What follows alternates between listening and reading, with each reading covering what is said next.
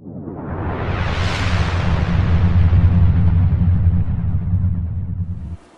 morning and welcome to Continental News. We have a very special newscast for you today. Coming up, we have interesting news about Vanderbilt making big moves that you wouldn't expect coming.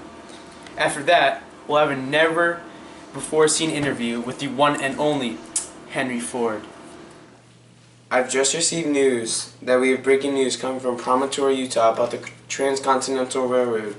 We now bring you to the live story at Promontory Summit where Brandon is reporting. Brandon, can you tell us what's going on? History, that's what's going on. Right behind me we have the two sides, Union Pacific and Central Pacific Railroad, shaking hands as they just drove in the final spike of the Transcontinental.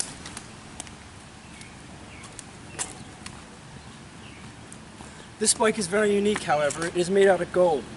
With this railroad finally being completed, there's hope that the West will see a lot of economic and population growth. In Promontory, Utah, I'm Brandon. Back to you. Thanks, Brandon. Our lead story is one that has an effect on nearly all the people in the Northeast. Cornelius Vanderbilt is expanding his empire even more with the construction of the new Grand Central Depot. Yes, that's right. Vanderbilt, known by many as a wealthy steamboat businessman, has recently been taking his talents to the railroad industry. He just finished his project to put a large train station into the heart of New York City. This station, named the Grand Central Depot, will connect the New York Central and Hudson River Railroad, the New York and Harlem Railroad, and the New Haven Railroad. As a result of this, Vanderbilt has increased efficiency and sped up travel times exponentially. Thanks for that, Mike. Now we have Sarav Bose interviewing Henry Ford. Over to you, Sarav. Thank you, Sarav, with that interview with Henry Ford. It's great getting to hear what people have to say. Now we're going over to Mike Dulong, who has a story about the Interstate Commerce Act. Over to you, Mike. Thank you, Anthony. Not too long ago, America witnessed the passing of the Interstate Commerce Act. It has been proven to be really productive. The act has been able to help competing businesses settle their conflicts in peaceful ways by creating an orderly forum. It also allowed the country to stop disastrous rate wars between railroad companies. Overall, the act seems to have done the job it was intended to do. However, it has been proven to do both good and bad. It's the government's first attempt to regulate business in a way that is popular to society, so it is a step in the right direction. Now over to you, Hudson. Speaking of Congress and society, Congress has now recently passed the new Sherman Antitrust Act. This bill now bans monopolies from happening within our economy. This is a great opportunity for businesses to come back out and open up. This will now open new jobs for citizens, and this gives our people the right to decide who they would like to buy their products from. We will keep you updated on how our economy unfolds due to this new event. It's playoff season in the NBA and teams are starting to get everything together.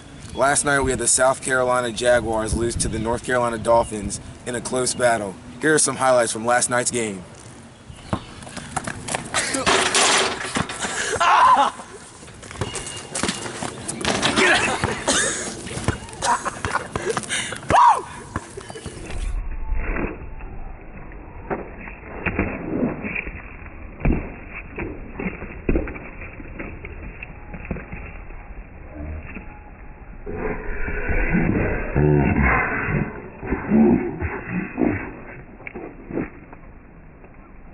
Also last night we had the New York Blue Jays defeat the Washington Falcons in a close one.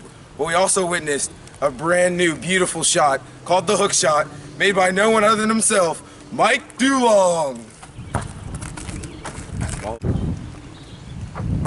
Hey. The news last night, we had a very odd scene. Last night we had a random man come on the PGA Tour grass and steal some dirt. Here's a clip of what happened.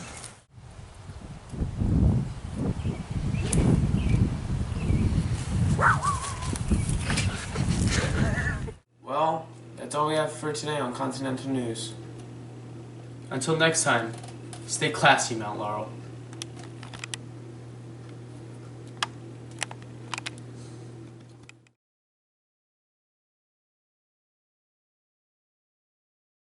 Look, here it comes now.